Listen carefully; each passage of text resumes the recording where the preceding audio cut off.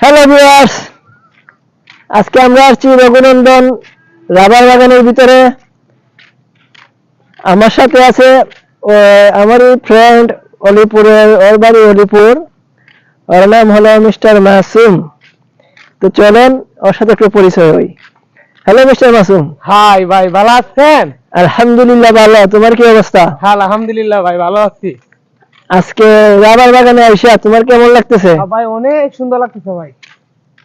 তোমার অনুভূতিটা কি হচ্ছে একটু যদি ভাই দর্শকের উদ্দেশ্যে কিছু বলো। ভাই আমার ভিতরে অনেক আনন্দ ভাই, ঠিক আছে। আমি রাবার বাগান আইছি ভাই, ঠিক আছে। অনেক সুন্দর লাগতেছে। আর আপনার অনেক ভিতরে দেখেছে, অনেক সৌন্দর্য লাগতেছে ভাই, ঠিক আছে।